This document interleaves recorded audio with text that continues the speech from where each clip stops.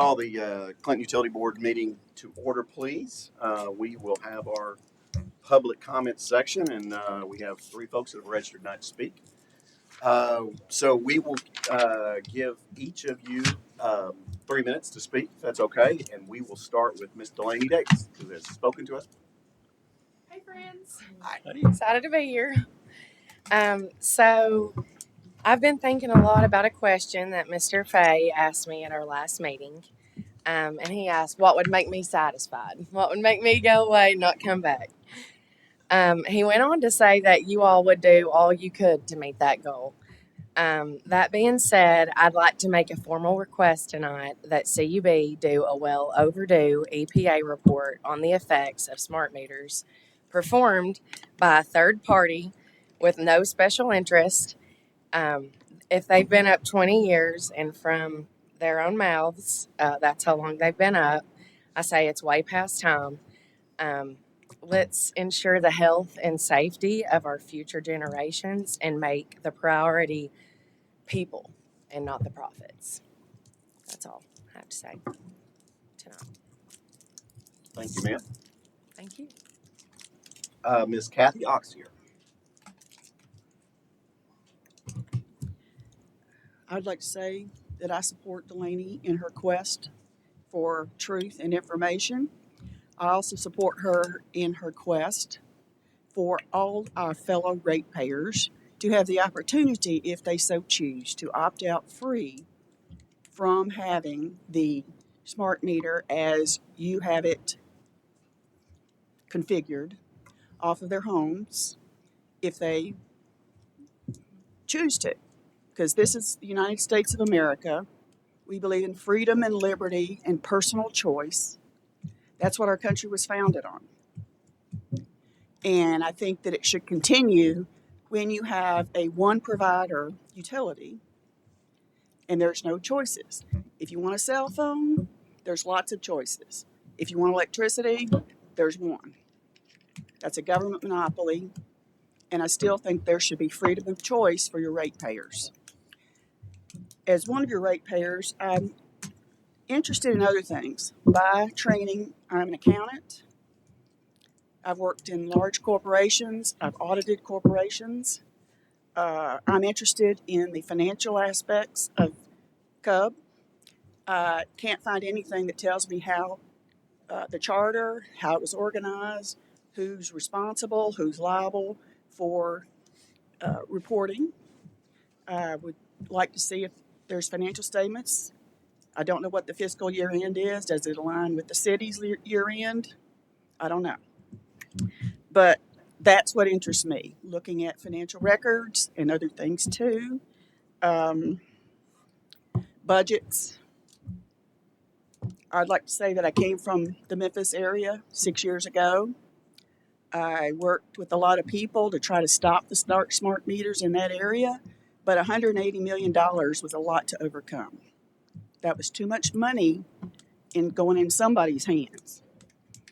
So in there, they had smart meters, as I explained to Mr. Fay and Mr. Loggins, on both the gas meters and the water meters. They were battery powered. You can't put electricity on gas. You can't put it in the pit. So there was a lot of problems with that. I'm glad we don't have that complete situation here because it was a nightmare. You had gas meters that wouldn't work in January. People went without heat for days until they figured it out. We also had fires. I have pictures of meters that caught on fire, but they were cellular and wireless and cellular in their functioning. I don't know what caused it, but those fires occurred within 24 hours of the meters being installed. Also, I'm interested in you gentlemen here as the board. I don't know you. I'd be lovely to meet you tonight. Ms. Oxier, your time is up, but I'm going to give you I'm going to give you another minute or two. That's okay. I'm sorry. I'm speaking slow here. I'm speaking off the cuff somewhat too. I just have an outline. Sure. But I'd like to say too that I think that we could have some better information on the CUB website as to who you are. Contact for you. You have a big responsibility here. Also, possibly on the website, an information section for the ratepayers, uh, projects, updates on those types of things, uh, pictures of things that Cub does. I know there are some. I've seen them on the Facebook page, but there's not a lot of posts on the Facebook page. I don't know who's responsible for that. Just things like that that better inform the ratepayers because we're important too. Okay. I think that's all I have right now. It'd be interesting one day to see a female on this board. And just a comment about Vicki Violet was our chair Okay, that's great. 2 years ago, and that appointment's made by somebody else, by the mayor and city council. Okay, so the mayor appoints Yes, ma'am. everyone here. Yes. And then city council. They approve. Yes, ma'am. Okay, so that's learning how it all works, how you make the cheese, so to speak. Exactly. So I appreciate your time. Sure, Thank you very thank you. much. And if there's any information that could be obtained about financial statements and budget, I'd be very happy to look at them, and I probably would have questions from them too. But I'm trying to learn like how the cheese is made. Thank Yes, you. ma'am. Thank you. Mr. Richard Esparza, please, sir.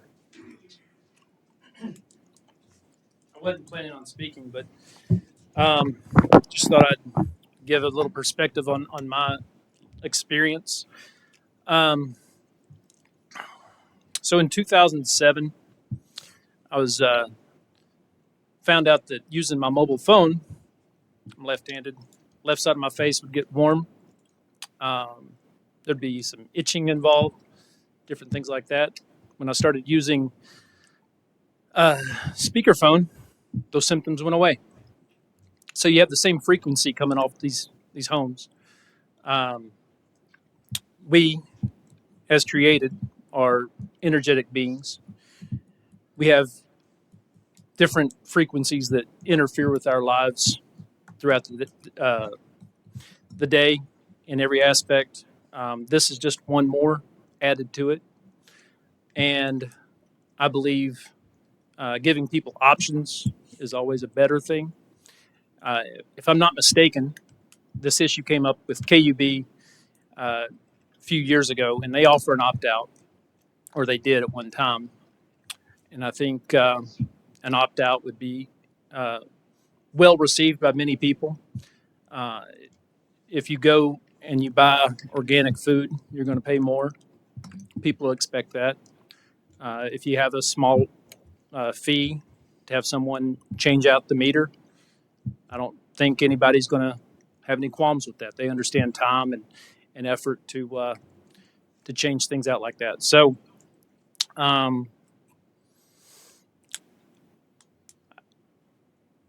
personally, if you were to come into my house, I've got a sheet of lead over the it's not coming to me. Whatever the Microwave? no the Meter at the box. yeah, the electrical box. Thank you. Okay. That's just me. You can get certain paints outside of lead paint. Copper paint is available, and people can utilize that type of thing. And I think that's going to be something consumers are going to look to. And I think we're in the age of disclosure, and things like this are becoming more known by people. And I believe you should embrace the times. Thank you. Thanks. Thank you all for coming and talking to us tonight. Any questions or comments from board members? Mr. General Manager, do you have any comments, recommendations, etc.? Just one thing, because you're concerned about your health, and that concerns me.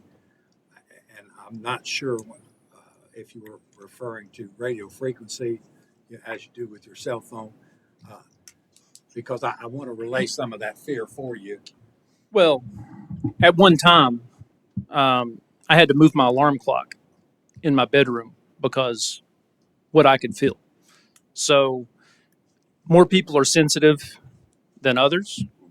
You can overcome certain things, but I'm not sure exactly what was going on with my body.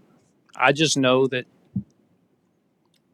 frequencies interfere with your frequency. Yes, sir. And I just, because there is that concern with you, and a lot of the issues have been surrounding RF or radio frequency. Mhm. These meters for communication, there is no radio frequency communication in these meters. It's all over the line, so it's a different technology. And I Okay. just wanted to share that with you. Okay. Just Is there a hertz reading for? we have 60 hertz on, which is all electric. Everything that's electric, you're going to get some kind of a Yeah, your pulse brain gives off of 55. de minimis. That's right. So I don't discount anything that concerns you, but if I can relieve any concern over RF on that, I Okay. wanted to raise that with you, and we can give you more information about that. They call it power line communication, which is separate from cellular. It's separate from radio frequency, which I could defend radio frequency too on meters used by KUB, for Mhm. example. It's so de minimis. It's 32 seconds a day, 4 8-second bursts, but we don't even have that, is what I'm trying to tell you. Okay. Thank you. Yes, sir. Mr. Esparza, what's your background? I'm just curious. I'm a political junkie. If you're coming at me with that. No. No, I'm not. I was just curious about your. I'm in sales. Are you? Okay. Okay. No, I was just curious about because I'm I've been in healthcare. That's what I'm in. And so I was just curious because it helps give you insight into people. So I'm an amateur researcher. no, I get you. No, I today everybody I get it about the politics. Try to just stay away from that one to the extent we can. I get it. So okay. Anything else from the board? Comments? Thank y'all for coming. Yes, thank you all.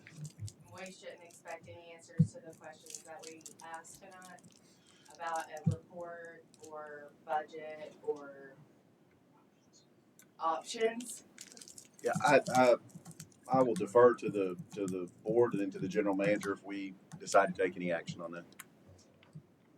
Okay. So should we follow up? You're always welcome to call me. Okay. Yes. So, okay. Well, we'll see you next month, I guarantee it. Okay. Keep the seats in here, maybe need a few more. Yes, ma'am. Look forward to it. Thank you all for coming. Mhm. Appreciate you. All right, let's move on to the approval of minutes, please. So moved. So moved. Is there a second? All in favor, say aye. Aye. Any opposed? All right. Approval of vouchers, please. Any questions, comments about those? Is there a motion? Mr. Crowley, is there a second? Second. Mr. Harrell, all in favor, say aye. Any opposed? Review of the monthly reports.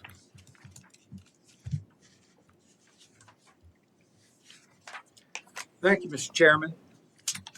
I'm happy to say that we're ahead. We're ahead of forecast in both the electric and the water. If you look down to net change in assets, we're $320,000 ahead of the forecast, which was significant. How we stand in what we call the shoulder month, which is October, still at over $100,000 in net income and electric. Dusty, you want to make any comments on any of that?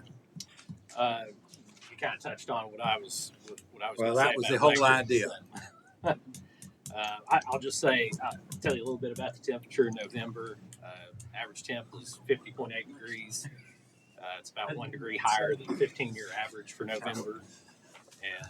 And that was also 5 degrees cooler than last November. And that resulted in a load factor of 57.5% for the month. It's good to see October was in the black, considering how mild it was. We were pleased with that also. Any other questions on that? Is there? So this, I'm Go sorry, ahead, sir. No, you're fine. the big change in net assets in water and sewer, we haven't hit water and sewer yet, but are y'all planning to cover that? We did. I'm sorry, that's in the whole report. You see the net change because that includes that grant, the streetscapes, which is the largest portion of that. You know, our net income is still way in the positive. Yeah, that's what I assumed. It was, thank you. Anything else? Mr. McBride, you got any questions? No, sir. All right, sir. Thank you. Is there a motion? So moved. Mr. McKnight, is there a second? Second. Mr. Harrell. All in favor say aye. Aye. Any opposed? Motion carries. All right, let's move on to project status reports, please. You should have both the water and sewer and electric in your packet, and we're tracking 2 projects in electric. And instead of me fumbling through that, Todd, why don't you share what you can on those 1844 and 1885? Yes, sir. The first, there 1844 is 4-aught AAC aerial cable up on Sequoia Road that we've now been working on for a couple of months. That project's going well. We completed all the right-of-way clearing up there, and we started construction setting poles on there. So all that's going very well. The aerial cable, the other job, the 1-aught AAC aerial cable, 1885 on Hidden Valley, we just started earlier this week cutting right-of-way there. So that project, though, I have no reason to believe it shouldn't be completed as scheduled here by the end of March. Any question on either of those? Good. Now, Greg, you want to speak to the streetscape project? Yes, sir. As you can tell, down on Broad Street, the water line, that's the last piece of the water line that's going to be installed. Services and tie-ins, everything should be conducted and finished up by Christmas. As far as the sewer, secured in place, the rehabilitation project of that, they are in the testing phase of the sewer, and then they'll come back through and install the sewer laterals after the zero change order gets approved by TDOT. It's just adjusting the quantities on other items and stuff. Then they'll come in here and mobilize to do the rest of the laterals. And that's it. That's all I have on that, Mr. All right, Chairman. sir. There's no action on that, so we'll move to a recommendation to City Council to approve the tax equivalent payment. Annually, we are required to go through a formula that's set by the state, and that is checked by TVA for the tax equivalents that we send out to all of our taxing districts. And going through that process, it looks like we're about a little over a 6% increase over where we were last year. Dusty goes through that, and in the 48 years I've been here, we've never missed that calculation. So if we ever do, it's going to be bad news for the one who put it together. You know, has TVA looked at this yet, Dusty? Yes, TVA has reviewed and approved. Okay. So Mr. Fake, may I ask you a question? Does the general manager sign off on that information that's prepared? no, I don't. I completely stay away from that. I was just checking to make sure because I assumed it was a work product that was submitted to the general manager. But I would like to add that historically, our representative of the city never really responded in a positive way to this until recently, you know, because Mr. Harrell, every time, even though he wasn't the city representative on this board, always commented his appreciation for this. A previous one, without naming names, you know, McBride, then never got a text from him saying, great job on this tax equivalent. So, To help Jim out here, wasn't there a reason last year it was down? yes, because they did the equalization. Okay. They did that, and they do that, every 5 years, is it? I think that's right. That brought me down to Well, to the county to talk about, my gosh, things have really gone up, you know. Yeah.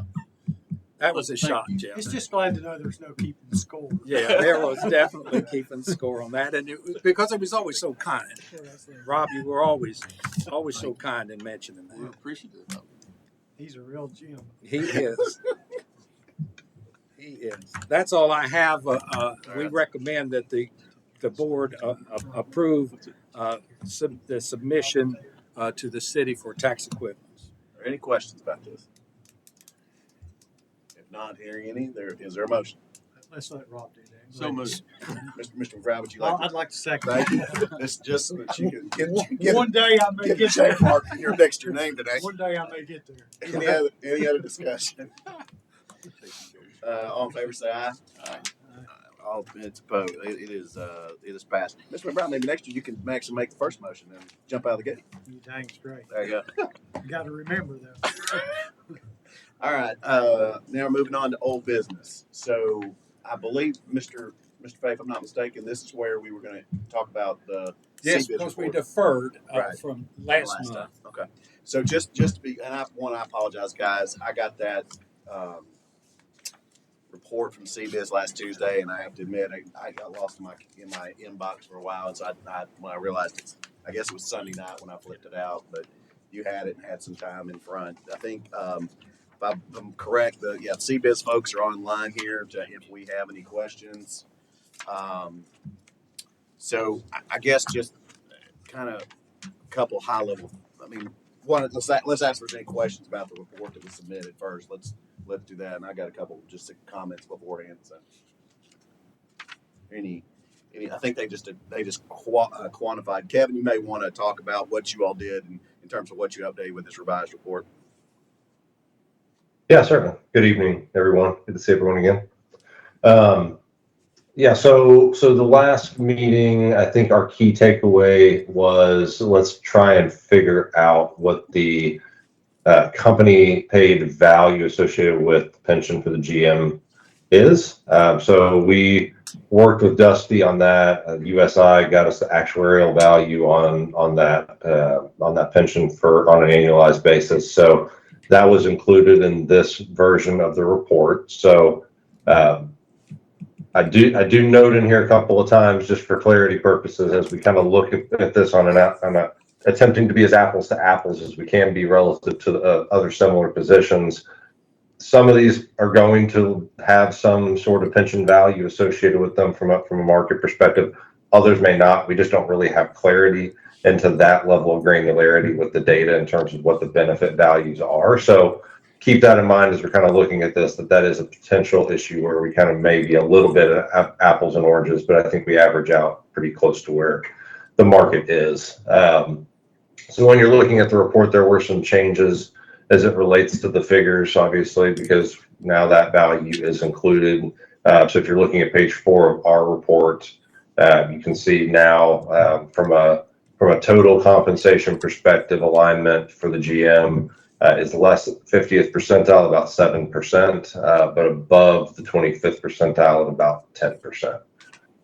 A couple other things to note here as you kind of think through pension plans and 401ks and things of that nature, as you kind of look across your market, it is pretty common in the utilities space, while it's a kind of a diminishing practice and totality across the broader industry, all industries, the utilization of pensions in this utility sector still does look pretty strong. So we saw numbers there, about 75% of companies still have some sort of qualified pension, and about 100% of them are using 401ks, which we kind of talked about at the last meeting.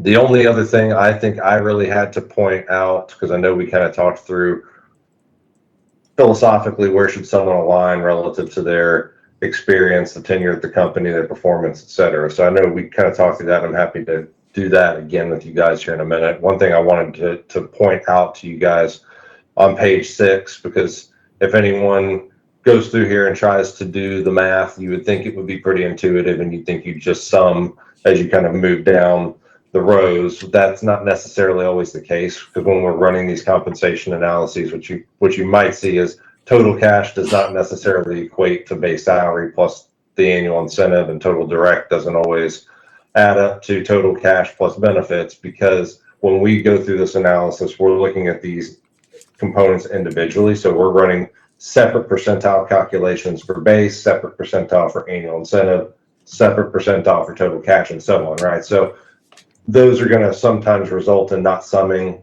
for each one perfectly. This is giving you those percentile numbers for each of those different components individually. Thought I'd point that out just in case anyone's done the math and figured out that these don't sum together. So that's kind of an overview of what's changed since the last meeting. So I'm happy to answer any specific questions. Jimmy? I didn't get, you said 75% of utilities have pensions. Did I hear that right?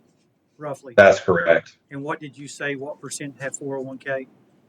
100%. Okay. So that means 75% have both then, I guess, right? Correct. Okay. That's correct. Mr. Harold, do you have that? Yeah, Kevin, thank you for including that pension stuff in the info. When I just look at the 50th percentile, that's kind of the big gap as far as benefits, you know, because I think the total cash compensation is like 104% for the general manager, but it drops down because of the benefits.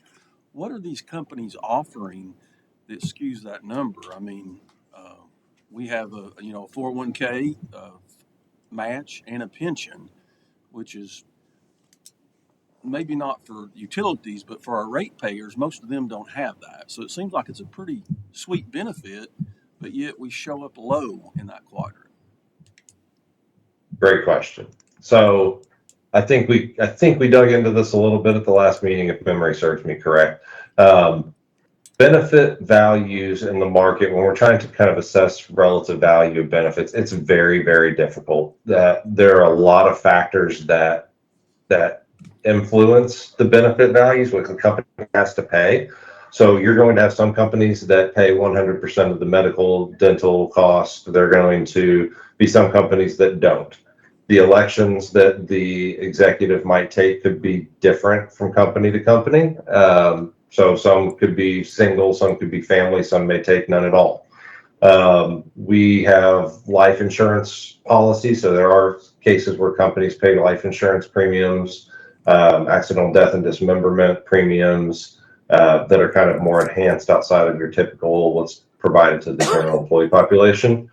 So there's a few different things that get put in there, but there's also a lot of variation based on selection, and that also goes for the pension values and the 401ks with catch-up amounts, or pensions with the age and the service and things of that nature. So there's things that just overall influence benefit values, and they can swing pretty widely. Other questions? So and I have no idea, medical insurance is paid 100% here? Oh, yes. Okay, that's what I thought.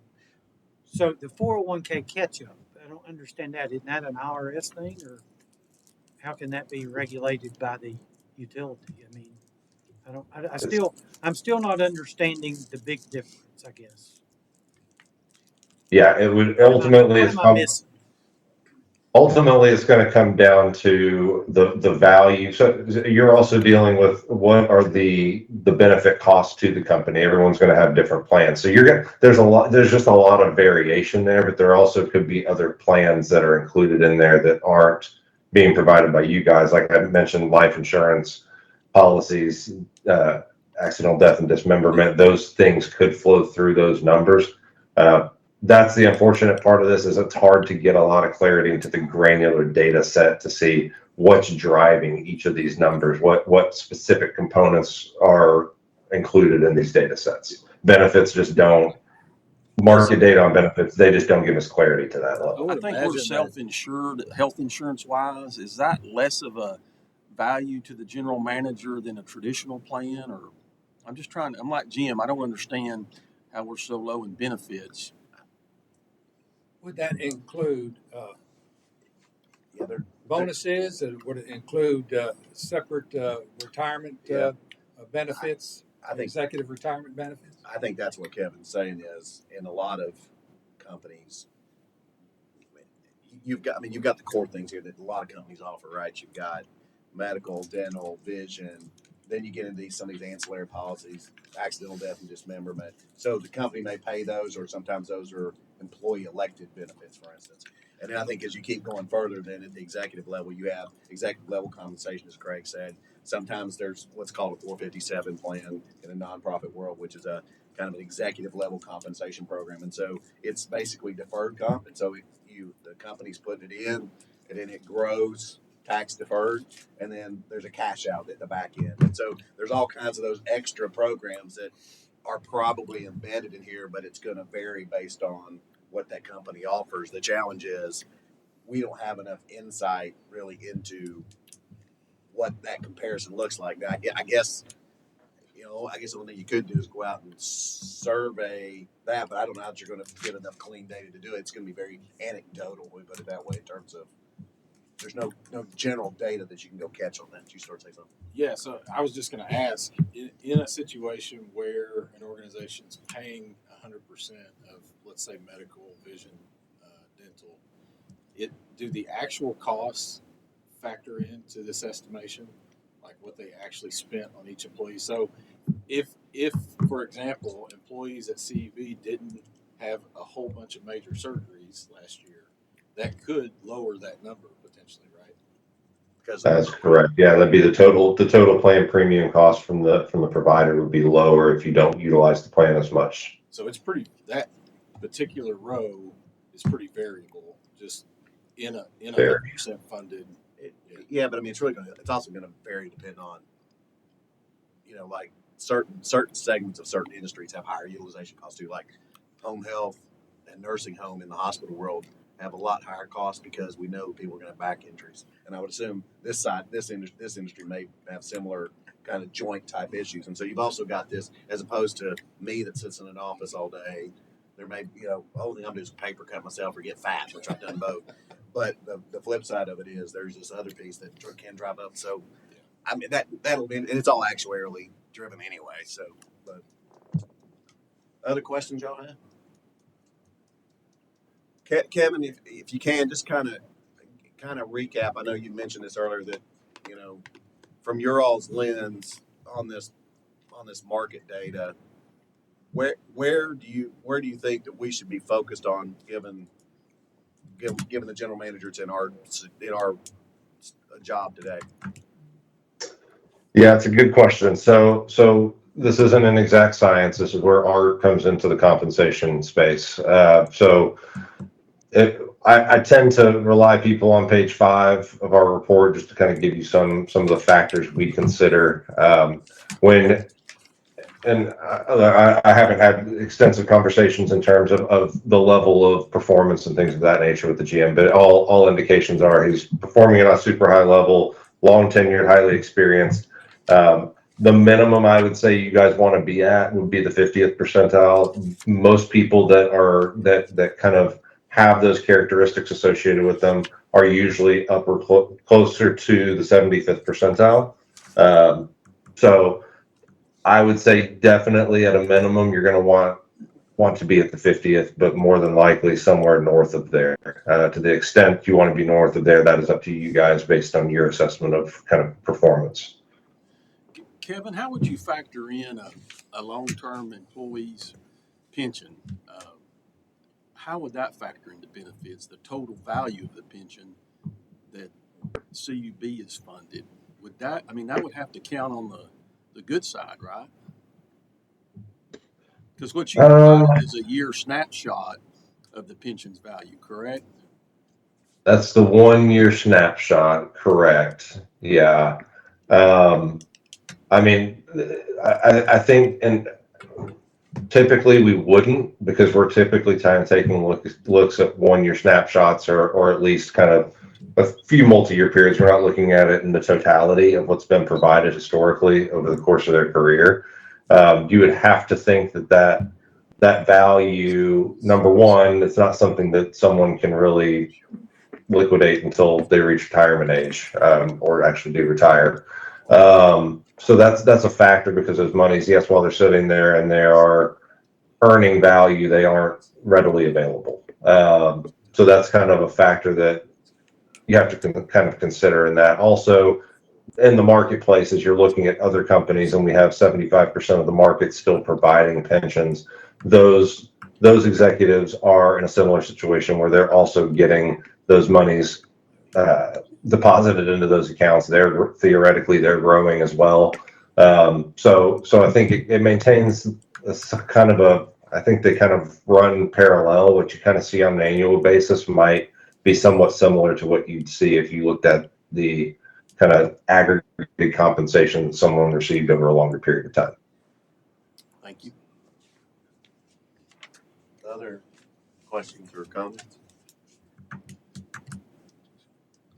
So, I just kind of make a couple comments. I think back to what Kevin said. I believe that given kind of the history and experience and tenure that the general manager has, because we're not talking about somebody that's been in the job 4 or 5 years, not really talking about somebody that's been in 12.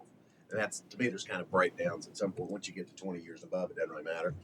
But if from my assessment of being here on the board for Ben and also just kind of doing other things kind of similar related to HR, I believe he's performing at the 75th percentile.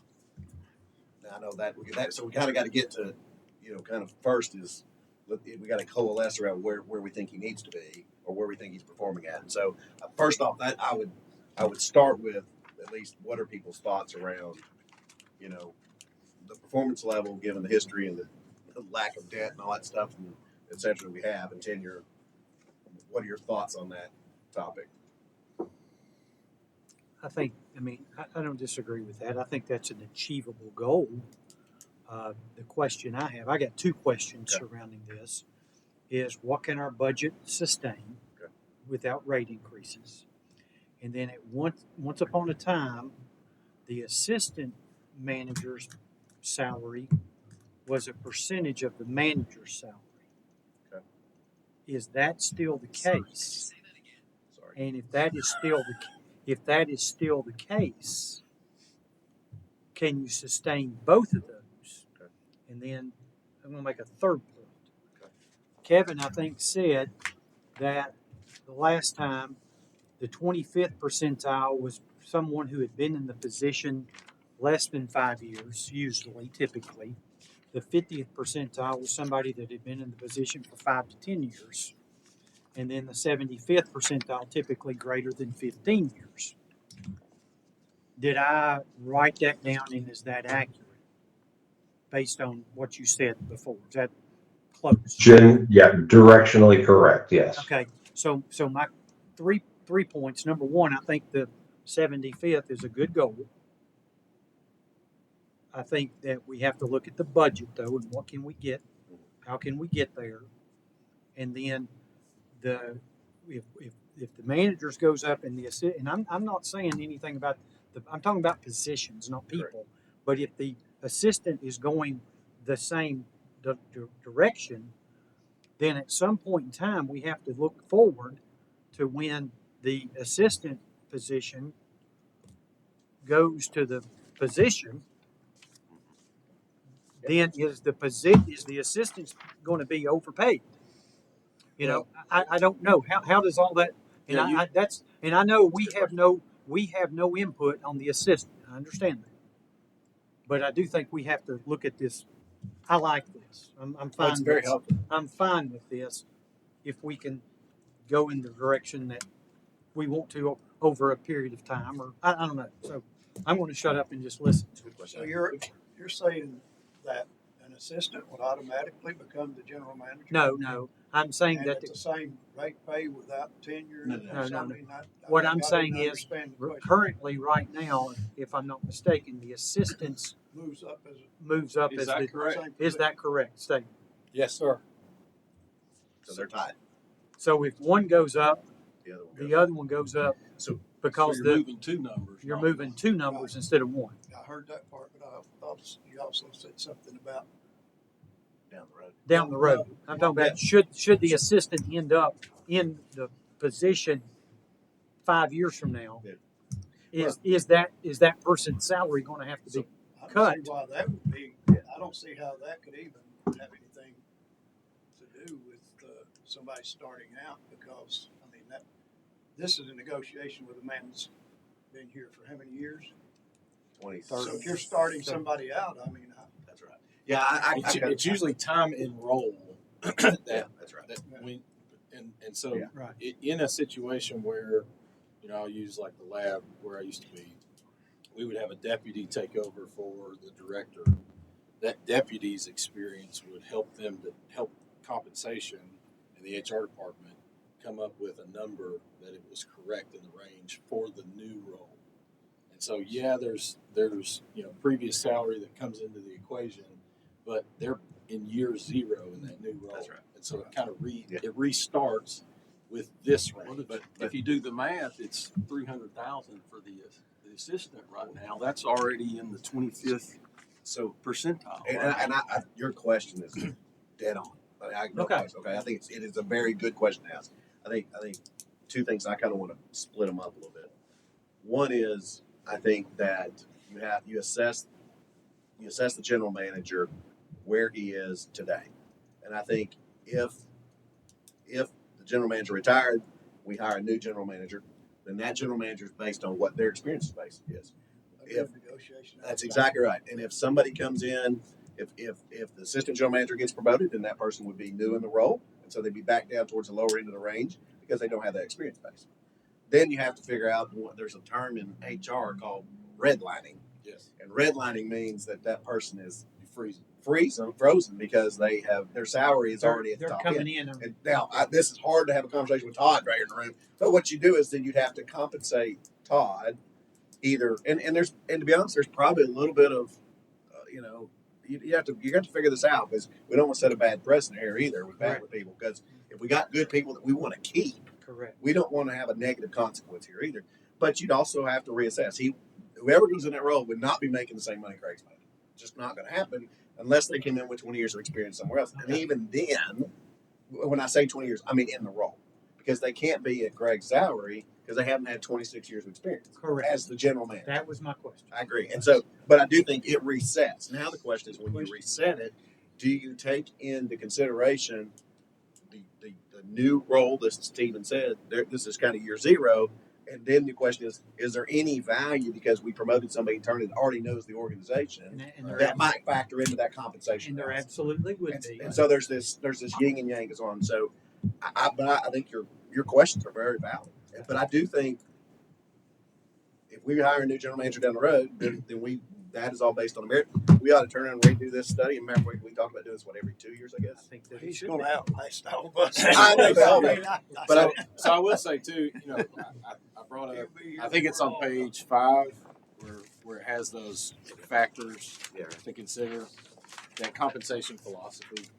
So, I don't mean to go back to the lab, but I'll just say it because I understand it probably the best. At ORNL, when I was there during my tenure, the comp philosophy was to manage to the midpoint. I don't think we should necessarily do that, but I'm just going to throw that out there as an example so that maybe it'll be helpful in terms of the ranges and time and role. So when you hire a new person, because they were trying to manage to the midpoint, they would be at about 90% on the low end, like a new hire in the role that's kind of brand new. They'd be in that 90% of the 50th percentile because that's your midpoint, is your 50th percentile. And so starting somebody out, I think you mentioned, the 300 would kind of put him at the 25th percentile. That's really kind of low in terms of normal manage to the midpoint comp practices that a lot of other organizations do. So I just wanted to kind of throw that out there because a lot of places try to manage to the midpoint. They like to stay within 10% or so. Now, in our situation, and I've seen this in a number of places, I do feel strongly that we should try to get him to the 75th percentile. How that happens, and I think your questions are perfect, Jim. Can we sustain it in the budget? And how, what does it look like? Forecast it out. How do we systematically and methodically approach this? And I think there's some ways that we can do it. One thing that I was kind of kicking around in my head was the easiest thing to do soon is to go ahead and increase the base. Because I think you've got two options. There's base and bonus probably on the table. Maybe there's some others, but I'm going to oversimplify it to say there's base and bonus, and there might be a few other things. A bonus, I think, would be kind of tough right now because we've not really established goals just yet. We talked about it. We kind of have some in draft. Drafted, Yeah. But we've not certified those goals. And so we've gone through 4 months, almost 4 months now, of a performance year without ratified and agreed upon goals. And so I think kind of the first step would be move that base toward the 75th percentile, which would be somewhere around 37K annually. I don't know what that would transfer to in terms of the assistant general manager salary, but I think moving that base now and then revisiting a bonus structure once we have some goals established would be fairly prudent. That's just my opinion. Can I ask a question about a bonus? And I'm just talking about me, a 35-year-old pharmacist, or 35-year, not 35-year-old. I wish I was 35-year-old. A 35-year experienced pharmacist owning a small business.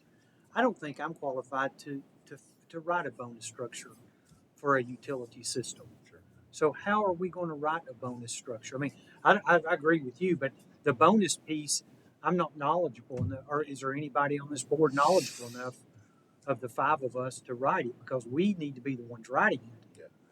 Or is there an entity that we hire to help us write that? Because it needs to be fair not only to the person earning the bonus, but it needs to be fair to the ratepayers and Absolutely. and so forth. So, does anybody know how to write a bonus? Mr. Chairman, just, are we done with Kevin and Daniel and Tyler that's sitting by? Or Well, I are don't we know. going to keep going, or we have any more questions for them? Yeah, Because that's they look like they want. That's cool. Are we good with them? Thank you. I Yeah. think we I are. think- We got some discussion to do. We may come back to y'all. We may need you back for another meeting, but thank y'all for your time. We'll follow up with you, okay? Thank you. That sounds great. You guys have a great evening. Good call. Thank you. Thanks, guys. Thanks. Okay. Bye-bye. Thanks for letting. That's good. Good catch. They just sitting here while I we're know. chatting. Man, I agree. It wasn't necessary. Don't So when you say 75%, are you saying the net 75% when you add in benefits and all of it, or are you just talking about base salary? Because at one point, they just left. I thought Kevin said that I had bonus and salary at work. Right. Bonus is considered at risk, That's right. so it's worth less than a bump up in salary. So I think he worded it something like you could do a bump up in base salary would be worth more Absolutely. than the potential than for a risk, bigger yeah. bonus. Yeah, I mean, And I guess I'm like Jim too. I don't feel Yeah. qualified. The commission I get is on the stretch goal. I don't set it. And some years I do really well, and some years I do really bad in Yeah. bonus. So well, and I think so. What to your point, I think what you're right. I don't think none of us really have a lot of insight into the true operation of the utility, other than the information we've seen, being board members and seeing that. Now, I will tell you this: Greg and I have worked on a draft of performance goals, more around the categories 4, and we were just waiting to kind of see where we need to get to, but around uptime, meaning reliability and the frequency of that kind of stuff, and we'll get to. We'll bring it. Oh yeah, we'll bring it back. Okay. And then we wanted to make sure that we were concerned about rates. So how do our rates compare to other utilities in the market? Safety's another one. Or we don't want injuries, And so I think we started that framework, but obviously we had to deal with this other stuff first. But our intent would be to bring something back in a draft form. Now, and the way that in my head that I was thinking about, because we have similar goals. And again, it's all in healthcare. Yours will be maybe a little. You may have a different viewpoint, but you've been through the incentive program, so at least you've been experienced with that. It's going to be around safety, performance of the rates. That's critical because that matters to the consumer. We got to have uptime because that's important to the consumer. So there's certain things you kind of What the financials to some extent have to bake that in. But we know there's kind of some core things. So maybe we could get some additional help. But I think I'd suggest we bring that list here and kind of see what y'all think about it. I think to your point, Rob, I know particularly in your business, Jimmy's 100% at risk all the time because he's got his own business. David is too in that manner. And so the question is every day a stretch goal for these two guys because that's what they have to do. It's either work or either pay. But I think trying to figure out how those goal targets. So we're trying to establish what's the baseline, where are we today? Because that's how'd you do last year, and then what's the goal for next year. So I thought maybe we try and bring that back in here sometime in this next meeting and have that conversation. I guess the question is, given what Stephen said, what would your thoughts be on trying to consider salary tonight with the intent of then readdressing the other, I'm gonna call it the difference between the base salary and the total in another meeting in the future? I'd like to know more about the benefits. Okay. Medical's 100%. Okay. Right? Mhm. Correct me if I'm wrong. That's what said. Yeah. Company car. Mhm. What is the 401k match 3% for up to 6. 3%. 3% on, so 50%? Yeah. 3%. But you have to contribute 6 and they match That's 3. right. So it's a 6 and 3 match. Okay. And then what is the value of the pension today? And what will it be worth in 5 years? Because to me, that's a. I think what he was saying was that's all. It's in everybody's every year. So I don't know. I think I'd like to know that. Oh, okay. It's 2% for the first No, 30 the years. total amount. Of what you're going to get, Greg? I guess is that what you're asking, right? No, like I can go on my website and see what we have a frozen pension. I can tell you today what it's worth, and I can tell you what it'd be worth in 5 Do you years. have it at your level, at an individual level, what the pensions were? Well, we've got what they target for, and Okay. that's the target, which is 2% for the first 30 years, and then a small percentage after that. Dusty, do you remember that? Does it not have a value today? I don't know that value really matters because it's like vacation days and sick leave. Like that's what he's earned over time. I mean, we're talking. Well, it's like about deferred annual, comp. It's like deferred comp, though. but it's what he's earned Right. through Well, he's earned all 40 this. years of working here, right? I mean, it'd be no different than like a vacation payout that some companies have. It doesn't really factor into this because that could either be gone, it could get wiped out for some unforeseen reason. The stock market could crash and that pension value would change depending on how they've invested it. I mean, it's at risk and it's what he's earned over time, like his vacation days. So I don't know Pension, that the pension plan really has the risk, not the individual per se. It's It different does. than the 401k. The 401k, they went to it to give us the risk, so they didn't. But I he just think could also pass away and not get any of that too, right? I mean, that's that could happen to You know, anybody. I guess the question is, where are you trying to get to? the worth of the benefits for the general manager, because that goes into your total comp. Does it not? Are you not looking to get comparative numbers? Yeah, we've Because that's annualized this, and what I'm saying is that's That's much bigger I pot. thought that's what the objective of the board I was. would like to know that for my. I mean, we can. It's not a problem to. I mean, I don't think we can. It would be a problem to calculate. I I guess. wouldn't think it would. Okay. But what it is today and what it'd be worth in 5 years, because his contract goes for another 5 years. That's the question that I would have. I'm sorry. I'm sorry. Go ahead. I apologize. If the purpose of this is to determine where the GM at Clinton Utilities Board compares with similar size like utilities, because it becomes a competitive thing. And then there is a difference between how many years I have put in and how many years someone else has put in. But the benefit would remain the same. Do you have a defined benefit program? Yes or no? Do you have a 401k? Yes or no? But the value, to Rob's point, as to wherever that is, that gets you out of, we're now comparing because we don't know what everybody else's is. Then the factor is, how much do you want to compare? We got word the other day that one of the general managers takes 2 months off and doesn't work in the office for 2 months because he doesn't like the winter. I'm sure that's a value worth something to somebody. So when you go to this CBIZ, for example, they try to give you that broad comparison. Here's how you stack up with everyone else. Then, to me, is the board trying to get their GM competitive, and you look down the line. I had a succession plan with somebody here until the chairman of this board told him that he thought he made too much money. Not me. I know. Okay. That's right. A previous chair, and now he's making more money as an independent. Yeah. You know, when there are some in your business and at ORNL where, depending on the top producers, irrespective of whether they're managers or not, the contribution that they make, you know, there's COOs that make more than the CEO because of that kind of contribution, and you value all of that, and you look to your CEO to make sure that he retains that kind of talent to make the contribution back to the ratepayers. Yeah. Where you look at what we made on an off-shoulder month, $40-some thousand, which is more than all you're talking about in 1 month, than what you're talking about this annual for me. Yeah. That's because of the talent that we've got here. So here's kind of, I want to go back to kind of philosophically. Well, but before we jump, so just kind of going back to the total pension picture real quick. I think the number's fine to just know and have. Yeah.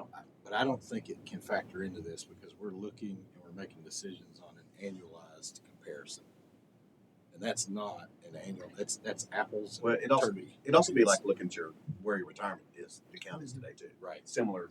Right. I think you have to count it as But- benefit, guys. I'm sorry. Yeah, Oh, which it is, and we, it's the which we annual put that cost. in $1 there. million as in there, as the annual. $500,000. But the annual cost. But again, it's annualized. So let me just ask you this then, and I mean not and more just kind of as we're thinking about philosophically. The other question is, and I don't even want to. I hate to even say it this way. The guy's been shorted for years. I mean that's the other part. Now that it's not like we all know working. None of us would want to be shorted in our lives. It's one thing to be shorted a couple points or whatever percentage points. When you're talking a third of a man's salary or third of a man's compensation, salaries, bonuses, margin on a job, whatever. That's a material number in people's lives. And granted, Greg's old, we know that, and he's at the back of his career. We know all that too. But it doesn't mean it doesn't matter to him too. And so I think there's also it's a fairness issue. So for me, and I think Rob, to your point, I think the whole below the salary line to me gets complicated. Yeah. And so for me tonight, it was let's bifurcate the two. Let's separate them out and go, hey, let's talk about salary. Let's get to if we think the 74 percentiles are right, let's get that fixed, and then let's figure out the rest of this because I don't think the whole below that salary line is going to get solved tonight.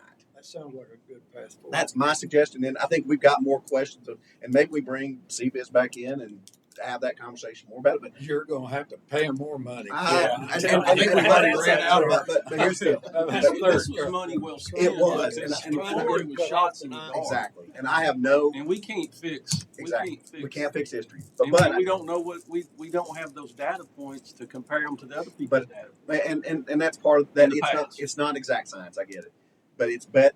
I think the thing we did first and the best is this has been a topic floating around for a long time. This board decided to go hire a third party. We now have data. We had a little bit of data before. It was anecdotal. It was independent. Blah blah blah. Now we have a true independent source. We now know where we are. Now we've got some nuances inside this other bucket. Salary's pretty clear. This other bucket's nuanced. We got to understand it better. I think we take some more time and figure that out. But my suggestion would be, let's get the salary cleaned up, get that problem stopped. And then let's figure out and we can figure out how to do it, what that other bucket looks like so that we figure out, is it more fixed retirement kind of deferred comp? Is it bonus? What's that ratio? That's another discussion we're going to have at some point. But I think I would suggest get part of this cleaned up. Because I think philosophically, we want people to know whether it's this general manager or what's the next general manager, the board is going to respond to market data, but we needed market data to respond to. We have it now. I just hate to defer to at least not fixing part of it when we know we can fix part of it. But a question about that base salary, we did discuss and learn the fact that there's the option of base salary versus bonus. So if you're going to separate the two, then you got to know up front. Do we even need to talk about bonus later? I mean, are we going to cover it in salary? You're kind of separating something that Well, and I was trying to mean, do and I'd love to move forward with one or the other, but if you're gonna, well, I saw are it. you gonna, I guess my question would be, when we do this base salary, we come to the point we say, here's where we wanna be in the base salary, are we still considered trying to do bonus? Are we gonna know how, or is that gonna be a part, is that gonna be a factor, or do we wanna just cover it in the salary? Because Get it I over think we did say that anybody'd rather have a bird in their hand than one in a bush. You know, as far as bonus goes, that's a tough thing, I think. I don't know, but Well, and with a bonus too, just to kind of piggyback off of that, like it's one thing. There's a few steps. The first is you got to have established goals, and then or an it's gonna objective. take some time, isn't Either it? goals or some objective to get that worked out. Then you also, as a board, we're going to have to find a way to rate those to where it's not just subjective, right? Yeah. For when new people fill these seats, Right. it's consistent across the board. And Absolutely. I think that's fair to the general manager and whoever's in his position going forward. So there's a few things that we have to take care of on that bonus front before we can really have the conversation. But I do think if we do the base, which I would support, to get him to that 75th of that range for the base, I think that can influence the percentage on the bonus down the road too, right? So But I think we can that separate. bonus is gonna take a while though, isn't it? I mean, It'll take we're a halfway little into bit. the year right now, we haven't even got a base salary, then you start talking about something that we've all already admitted we don't know how to do. You know, let's think that's gonna be another year down the road or something. Well, I hope. So, I'm I hoping. think we ought to consider the fact when we go into this base salary that, we do right now, whatever we can do as far as budget is. Okay, so So how do we know how we fit on the budget if, I mean, I'm not ready to give out a raise tonight. Is that what you're talking about? No, we don't have to do that. We don't have to do it tonight. I would entertain a motion for that, of course. I mean, I think because, or where are we relative to budget right now? Where are we relative to year to date? We're above. and this 37,000 with our current structure is going to be more than 37 because the assistant Go with is it. going to go with it. So what's a 37? Plus 80. Yeah, we're 300. Is it 80%? We're 320,000 above Above budget now. we forecast now. That's correct. We've got $9 million in reserve and I think a total of $15 million between the water and the electric in terms of cash right now. So just real quick, so we were talking about like how to figure out the 80%. So you have to add that 37 into the base and then take the 80 out of the full amount, not just the 80 out of 80% of the 37 to get the total Right. picture. Yeah. So what's that 37? What's the effects of that? 37 times 0.8, isn't it? 29.6. Right? But I mean, it'd be on the delta. What was you saying? So I it's didn't follow 80% you. of the salary. So So if the salary goes up, you 37. just do the 80% of the total salary. But if his is already tied to it, it's just the variance, right? So if this goes It up should, 37, if then it's that could be correctly tied. 80% of 37, right? Okay. Wouldn't it be 29? Yeah. So it's Okay. roughly $65,000 Okay. annualized impact, annualized, and we've only got 6. We go into quite. Then we get into, do we retro it? Do we make it effective January 1? Whatever we do. So it could be half a year. So it could be 32 if we only did half a year effective January 1. Theoretically, now we could go back to retro to July 1 as well, and then make it the full 65. Don't we have an annual contract? Is that how I mean, do we have to visit this again in July? 5 years. Yeah, 5 but years. you get to do the annual So we increase. didn't get it done. Yeah, you have to do Due this past July. Yeah. So Well, we're still- No, it No, we renewed. we It fact- renewed for another 5 years. Yeah, we factored it in annual. What we do is we do an annual increase every year for the general manager above, right? And so we gave him an increase this year. Now what we're saying is, and this you gotta remember, this data is from January 2025, so it's already outdated. It's a year old. So what we're saying is, as of January of this year, he was already behind whatever money went out. So we're trying to play catch up a little bit. Is what we're doing. So I mean, I think just honestly, given, and some of us said this before we commissioned CBiz, that we needed to be prepared as a board if these numbers came in and we were out of whack. And I would hate, excuse me, I'd hate for another month to go by and conversations to happen and people to potentially apply for jobs or leave. I'd like to get this settled tonight, and I would make the motion to go ahead and bump the general manager's salary up another $37,000 to get him to the 75th. So to get him to the base Yes. of 75th at Yeah. Ford. Because I think we have the data and we have a responsibility to the ratepayers and to the general manager and the staff that are here to do something with it. And given the financial position that we're in, I think it's fine. I really don't see an issue with it. And I think it sends a strong message to both the GM and the assistant Is that to in the take this motion first already? step. Have you put that into a motion? I think you made it in a motion, did you not? Yeah. Okay, there's a motion. I would second. You'd second it. Yes. Okay. I'd like some time to think on it versus, and I'd like to know the benefit value of your pension. Okay. As of today, if you retired and in 5 years. Okay. If you look at the total compensation, I'd like that information.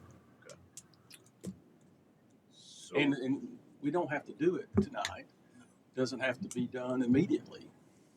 I didn't hear anything there in the presentation that had to be done immediately. Yeah, I just think we have a responsibility to act on the information that we have. That's just where I'm coming from. I'd like Well, to we see went it. 30 years without ever having this done, so now that we have information, it's got to be done the next month. Well, everybody has the information now, Rob. I think it's changed. yeah, I mean, big picture to me, I would, if we were going to vote on the whole thing tonight, I probably wouldn't want to vote on the whole thing, on all of it. I think there's enough ambiguity out there, questions about the benefits piece. I feel pretty clear about the salary piece, and in my head I can separate those. I mean, I try to think about if it were me, and it has been me, to be honest, where I was underpaid in a role. I knew I was underpaid. The data came and said I was underpaid, and the guy somebody didn't take care of me. And that kind of leaves a little sting in your mouth when that happens, to the point you start looking for other jobs. And what you don't want is to send that signal to people. And so for me, I'd at least like to get one step out of the way tonight. Let's deal with this other here in the future, whenever that needs to be, next month, following month, whatever, going into the budget year.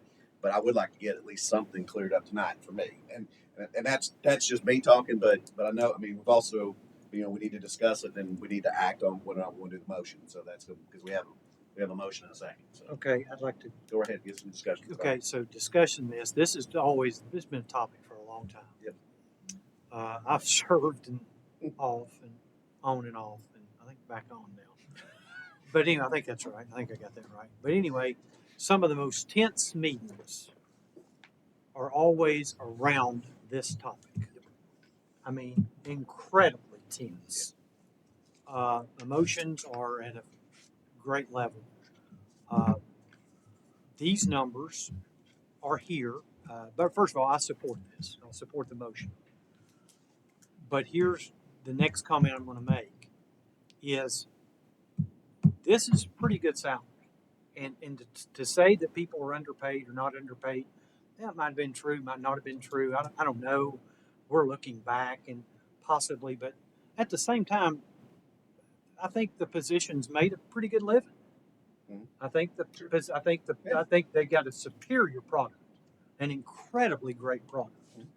But at the same time, I know that there's been comments around former employees making comments about Flizzr and the value and all. Flizzr has a great value, but I guess when Flizzr was designed, and some of that was designed, people were earning good salaries and earning good retirements and earning good benefits. So I support this, and I'm fine with it. But at the same time, I don't want us to feel rushed come next June or July. I don't want another tense July meeting. Agreed. Is what I'm saying. Yeah. I think it's time that we get past some of those times of emotion. And now the next question I have is that we don't foresee in 2 years coming with a rate hike as a result of this. Right. I know what we're looking at today. Agreed. I know what we're looking at today. I know what we were looking at probably last year. Mm-hmm. And we can't forecast 2 or 3 years from now. I understand that. Storms and bad weather TVA. and we're downstream of TVA too. But again, I just don't want us to set, my only caution is by doing this, are we setting ourselves up like, dang, look what we did 2 years ago. And I know we can't live that way, I understand. But I'm ready to get something. I'm ready to do this every 2 to 3 years. And between the 2 to 3 years, we, hang tight and, be fair, I guess is what I'm trying to say. Well, I'm hoping. I don't know if that. No, I did, can totally. I did a lot of rambling right there. And I'm No, sorry. you're fine. No, it's perfect. But Well, I think the other thing is, I think we've had this question up there of was it or wasn't market, blah, blah, blah, whatever. We now know what's market, at least, what's out there. And I think the thing is, I think it may actually make the annual stuff easier because now we're not in this debate, and so it may actually make that process down the road easier because we now understand we know where the base is, we know what the comp structure is, and now it's just a matter of, well, how do we affect increases going forward every year, So I would like to split it personally because I think there's just too much other stuff here to understand tonight, still. And I think there's going to be some more debate on that one too. So, all right, any more discussion? So will you restate your motion, please? Rob, do you, Oh, sorry. let me Yeah. direct this to Rob Harold. Would you feel more comfortable if we waited to vote till next month on the salary part? Or you be okay with Split it up and not do it all at once. I don't see the rush. No, yeah, I don't. Salary tonight is what we were thinking about. Just get this part out of our way so we don't have to discuss it another hour the next time. I'd still like to know the I value of the personally, pension. let me just give you, Cash value of the pension. I'm gonna give you some personal opinion here, okay? First of all, I missed last July's meeting because I was really needing to go to a funeral, and I was hesitant. And when I came in, and I knew we were gonna discuss Greg's salary, and he's sitting here, I didn't like that one bit. No. Okay, No. and It's very he knew it. uncomfortable. That made me, I thought, well, I'm wasting my time. I needed to go to that funeral anyway, but I wasn't upset. But now we've had this information put before us. Not only is it before us, but it's before him. Yep. And I'll tell you, Mr. Fay and I are too old to be underpaid. Okay. We're not going to work a long time underpaid. And I'll tell CUB, the way I see it, I'm a businessman, but my business is about big as the end of that pen compared to CUB. Okay? But still, business is business and a cow's a cow. If we're underpaying our manager, we need to just step up and pay him. And if I don't see how $37,000 could ever create a rate increase with the way I've been watching our budget, the way it's coming in. So to me, it's very trivial. I mean, that's not a lot of money even in my business.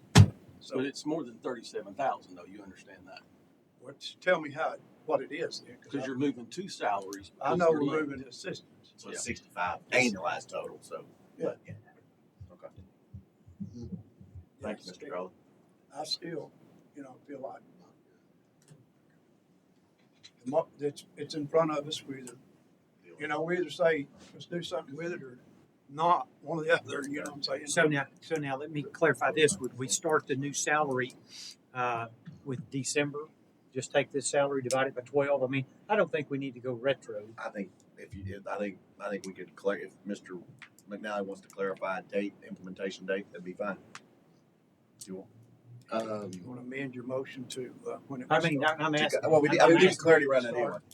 Yeah, I mean, I was kind of thinking we would do it retroactive to July, but okay. if we need to do it, if this is going to get support to go ahead and do it in December, we can do that too. I mean, doesn't matter. Again, I'm kind of like Mr. Crowley. We have a responsibility to do the right thing, and it's tricky because there's the right thing for our employee as a board. There's the right thing for the ratepayers and down the road. But I don't just see. clarify clarify your Yeah. motion. Well, I would like to see it July 1, retroactive July 1. That'd be the motion that I would make. Okay. And go ahead and the difference is just shy of 37, so go ahead and just round it up to 37 for additional base salary retroactive July 1. Okay. Mr. Crowley, do you want to amend your second as well to that? Are you accepting of that? What would that do to us as far as our budget? We back that up. How many months are we backing that up? July, July 5 1st. months. So it's the full 65, roughly 66,000 For this fiscal. for this, from July 1 to June 30. Right. Yeah, I would second that with the amendment. All right. We have a motion and a second. Is there more discussion on this? All right, let's do a vote. Mr. Crowley, Uh, Mr. McNally, Yes. Mr. McBride, Yes. Mr. Harrell, No. Mr. Clapp, yes. 4-1. Hard discussion tonight, gentlemen. That's good. But it's the right thing to do. Let's do this. Let's think about then. We need to have another follow-up conversation. I don't know if we want to do it January, but if I have this kind of just start, we in some way have no discussion about this whole other compensation component and where we are. But maybe You'll we take. find out the pension. Yeah, we'll get the rate. pension number for you. Maybe we take a month off and not have this conversation in January. Mr. Fay, would that be That would be acceptable to you? the most preferable thing that I can think. Again, to the leadership here, it's hard to negotiate salaries in front of people. It always is. It is But always. that is the nature. That's the reason I Of, didn't look your all's way. that is the. Not because I don't respect you. It's just I just Can I vote? yeah I can. The nature. It is the nature of a public body that we have to do it. And it's unfortunate, but that's the right thing to do for everybody, so it's transparent. We value the work that you all do, and everybody that's here, even Greg. Well, if you looked at this strictly as a business, I mean, if we looked at what we've been seeing here since I've been on this board, strictly as a business, it looks to me like our managers, all of them, All are for it. doing a great job. They have us a And very I want to make superior one more product. comment about our managers. You know, when these people come in and they have complaints, I want to be very courteous. You know, I've always said this as a Christian, we have a right to be right and never a right to be rude. But I'm not going to let these people come in here as a board member and run over our staff. So I just want everybody to know that. I will sit here and never say a word, but if they come in and start, and I get these meetings, I'm on city planning, and I'm still consulting for Anderson County planning and zoning. And these people come in, if they start personal attacks against our Correct. staff and stuff like that, Correct. I'm gonna have a point of order, Shut it I'm gonna down. call for order, I will not tolerate it. So, Okay. not only am I gonna, try to do the right thing on this board as far as our staff, and don't ever think that I'm not for what you call the ratepayer. I'm not even gonna call them that, they're just people trying to pay their utility That's right. bills, what I call them. So, I'm for them first and foremost. But we also have a responsibility to this staff, and I'll always do my part. So Thank you, I'm Mr. not gonna Crowley. let them run over our staff. Thank you for your time. Any other, Mr. Fay, you got more business tonight? I do, but I'd like to just take a personal second. I'm incredibly grateful to the board because you made a commitment that, given the data points with the third party, that you would step up and do what it took in order to make this position to where it compares to other peer utilities. That sends a message even more so to me than to the staff and the people coming up, but also the industry. We got top people because of what we do here and how we do it. And I just want you to know that I appreciate the steps that you took tonight. All right. As you know, CUB is staffed and available 24 hours a day, 7 days a week, 365 days a year. It's my intention, unless the board objects, to join the city in what they do in closing the main offices here on Wednesday, the 24th, as well as the 25th, Christmas Day. So the main offices here, unless you all object, these offices will be closed. However, we'll be, as we always are, 24/7 available. Any objections to that? Now, as many of you may be aware, I am the chairman of the Anderson County Economic Development Association, the CEDA. And I represent CUB on that board, and due to the level of the contribution that we make, that CUB makes towards ACETA, we're allocated 4 board positions. And the current members on that board are myself, Todd Loggins, and Jerry Shannon. We, the 3, represent CUB. We have a vacant seat on that with the passing of one of the board members. And I want to poll the board if someone is interested in serving on that board. That would be great. If not, I would like to, and it's my intention, without board objection, to appoint Michael Foster to that position. Mr. Foster is a certified public manager, a certified municipal finance officer, and a Tennessee certified economic developer, and he shows great interest. But preferred someone on this board if they would like that slot. Great. Mr. Curley shaking his head no. Mr. McNally, Mr. McBride, Mr. Harrell. Sounds like you got. Then I will. Got permission. I'll appoint Mr. Foster to that, and that's all I have. All right, sir. Do you know if he'll accept? Yeah, are you kidding? That was a rhetorical. Yeah, it was.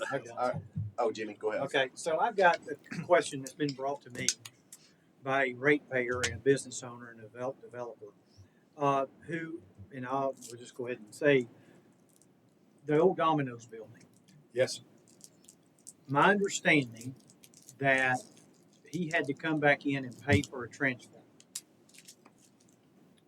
to be put back up there at that business when he opened up the car lot. So I'm looking at the policy of how this works. So it's my thought process would be that was a business, viable business, 10, 11 years ago, set vacant.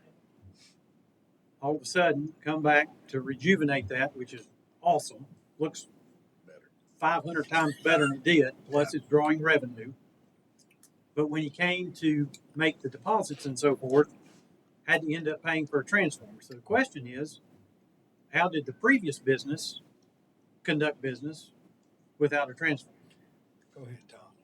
And You know, I don't my agree. memory of I that. don't agree with that policy. I don't think that that's the case. If it's a new build, it's one thing, but something happened that transformer. Somebody took it, fell off the pole or something, used somewhere else or something. I don't know, but I don't think that's a fair policy. I don't see any way around that being a fair policy, even from the standpoint even of new builds. I understand that you go out as a developer, you go out and you build a building, and then CUB has to put a transformer on the pole or something, and there has to be, those aren't cheap, we voted on them. But should our policy, and what is our policy, but should it not be that maybe the developer pays for that transformer, but then after 12 or 18 months or 24 months of viable business, because CUB is now making revenue off of that, which they were not before, should there not be some credits given back monthly, after, I'm just throwing this out there. I don't know the number. Jim, could you But give after, us till? yeah. Could we We're look looking at into these this, ads. and then also? I don't know. Well, see, That's what he's wanting. Yeah, to y'all do. are that's what I'm trying to give us an Yeah. opportunity, Yeah, totally agree. because I hear what you're saying. Not only would we look at that, we'll look at the broader Holistic. picture, Yeah. and then we'll make sure it's always good to look under the rock in case there's small areas of improvement. Someone come in one time, she was a divorcee and she wanted her name changed, and we had a policy that if you change any name change, you'd have to read up everything. Yes. Well, when we looked at that, we determined even though that was current, didn't make sense. Recently, we had someone say, I water my yard up in through, so we took a Change good the look at policy, that. right. So give us an opportunity To look at that policy not and only how that works. not only on this individual and how that came about, but also on the broader policy. If Now, the we're looking at it, individual, and we know who, right, the individual is not and then upset. we'll come back. The not only tell you individual what it is, but The individual is not upset. The individual, I'll just Yeah, pay 'cause it I and didn't- move on. I didn't But it's know. like, I was kind of shocked. I was just expecting to pay a deposit. I was not expecting to pay for a transformer. Let's look, let us Okay. look and we'll bring that. Okay, fair enough. Mr. Carly, got anything? Mr. McNally? No, sir. Mr. McBride, anything else? That's it. Mr. Harrell? Motion to move to adjourn? So moved. Is there a second? Second. Say aye. Mr. Jones, will you take us off, please? Huh? Are we off?